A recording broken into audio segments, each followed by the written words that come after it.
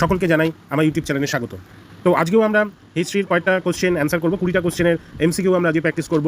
প্রথম যে কোশ্চেনটা আছে, ভারতের প্রত্নতত্ত্ব বিভাগের মহানির্দেশক ডিরেক্টর জেনারেল কে ছিলেন? অ্যান্সার হবে আলেকজান্ডার কানিংহাম। ওকে, তাহলে এর 1-এর এ অ্যান্সার। তারপর হচ্ছে মেহেরগড় সভ্যতা যে নদীর তীরে গড়ে উঠেছিল সেটি কোন নদীর তীরে, মানে সেটি কোন নদীর তীরে ছিল? অ্যান্সার হবে বি, 2-এর বি। ঠিক আছে, 2-এর বি। তারপর হচ্ছে সরি 2-এর বি, এটা সরি। তারপরে হচ্ছে 3-এর হরপ্পা সভ্যতার শ্রেষ্ঠ বলে কথিত বালুচিস্তানের একটি দাবির ভাষীয় উপজাতি ছিল, সেটি কি হবে? সেটি 3-এর বি হবে। ঠিক আছে, ব্রাভু। ঠিক আছে। তারপর হচ্ছে 4-এরটা হচ্ছে মেলুহা বলতে বোঝায় কাদের? মেলুহা বলতে বোঝায় নিম্ন সিন্ধু অঞ্চল। 4-এর এ, লোথা ভৌগোলিক অবস্থান ছিল বর্তমানে গুজরাট। ঠিক আছে, তাহলে 5D।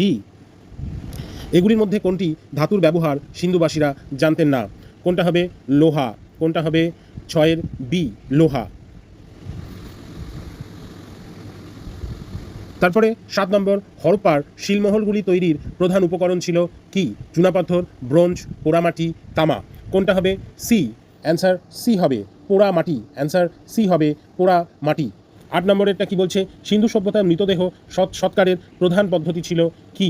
সিন্ধু সভ্যতার মৃতদেহ সৎকারের প্রধান পদ্ধতি ছিল কি? সমাধি। বেশিরভাগ ঐতিহাসিক মনে করেন যে মহেঞ্জোদারো নদীর ধ্বংসের প্রধান গ্রহণযোগ্য কারণ কি? ভূমিকম্প, ভয়াবহ বন্যা, সি নির্বিচারে বন ধ্বংস করা, ডি বৈদেশিক আক্রমণ। এখানে অ্যান্সার কি হবে? এখানে অ্যান্সার হবে বি, ভয়াবহ বন্যা। 10 নম্বরটা কি আছে? 10 নম্বর হচ্ছে অসমগোত্রীয় বা সামঞ্জস্যহীন বিষয়টি চিহ্নিত করো। এর মধ্যে কি আছে? সামঞ্জস্যহীন বা অসমগোত্রীয়। হরপ্পা সভ্যতা, মিশরীয় সভ্যতা, রোমান সভ্যতা, সুমেরীয় সভ্যতা। এখানে হবে সি, রোমান সভ্যতা। হরপ্পা সভ্যতার গৃহপালিত পশুগুলির মধ্যে সবচেয়ে গুরুত্বপূর্ণ ছিল কোনটি? সবচেয়ে গুরুত্বপূর্ণ ছিল গরু। 12, হরপ্পা সভ্যতার সবচেয়ে বড় শিল্প ছিল কি? সবচেয়ে বড় শিল্প ছিল এ জাহাজ শিল্প, বি বয়ান শিল্প, সি ধাতু শিল্প, ডি মৃৎশিল্প। অ্যান্সার হবে মৃৎশিল্প। হরপ্পা সভ্যতার সমাজ ব্যবস্থা ছিল পিতৃতান্ত্রিক, মাতৃতান্ত্রিক, পুরোহিততান্ত্রিক না অভিজাততান্ত্রিক? কি ছিল? মাতৃতান্ত্রিক। ঠিক আছে, এই অ্যান্সারগুলো তোমরা কিন্তু দাগ দিয়ে রেখো। 14 নম্বরটা কি বলছে? সিন্ধু সভ্যতার ঐতিহাসিকরা সম্পর্কিত করেছেন সিন্ধু সভ্যতাকে ঐতিহাসিকরা সম্পর্কিত করেছেন এ প্রাচীন প্রস্তর যুগের সঙ্গে, বি মধ্যপ্রস্তর যুগের সঙ্গে, সি নব্যপ্রস্তর যুগের সাথে, ডি তাম্রপ্রস্তর যুগের সাথে। কোনটা হবে? তাম্রপ্রস্তর যুগের সাথে। লোথা শব্দের অর্থ কি? লোথা শব্দের অর্থ হচ্ছে মৃত্যুস্তূপ। হরপ্পা লিপি লেখা হতো ডান দিক থেকে বাঁদিকে, এ ডান দিক থেকে বাঁদিকে, বি বাঁ দিক থেকে ডান দিকে, সি ওপর থেকে নিচে, ডি নিচ থেকে ওপরে। কোনটা হবে? অ্যান্সার হবে এ।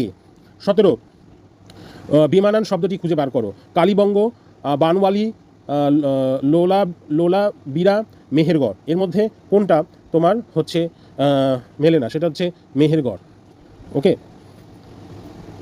তারপরে আজকে আমরা যে 20টা কোশ্চেন করব, লাস্ট 3টে যে কোশ্চেন সেটা হচ্ছে 18 নম্বরের, ঋগ্বেদের উল্লেখিত নিচের 4টি নদীর মধ্যে কোনটি ভৌগোলিক অবস্থান আফগানিস্তানে নয়?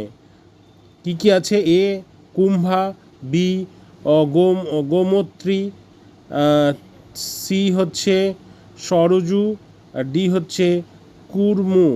কোনটা হবে? সি, সরজু। 19 নম্বরটা কি বলছে? কোনটি ত্রয়ীর অন্তর্ভুক্ত নয়? ঋক, সাম, যজু, অথর্ব।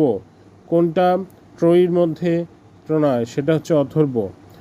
ঋগ্বেদের মণ্ডল এর সংখ্যা কত? ঋগ্বেদের মণ্ডলের সংখ্যা 10টি। ধন্যবাদ সকলকে, ভালো করে পড়াশোনা করো। ভিডিওটি যদি ভালো লেগে থাকে অবশ্যই লাইক করে দিও এবং অবশ্যই সাবস্ক্রাইব করো, আরও ভিডিও নোটিফিকেশান তোমরা পেয়ে যাবে।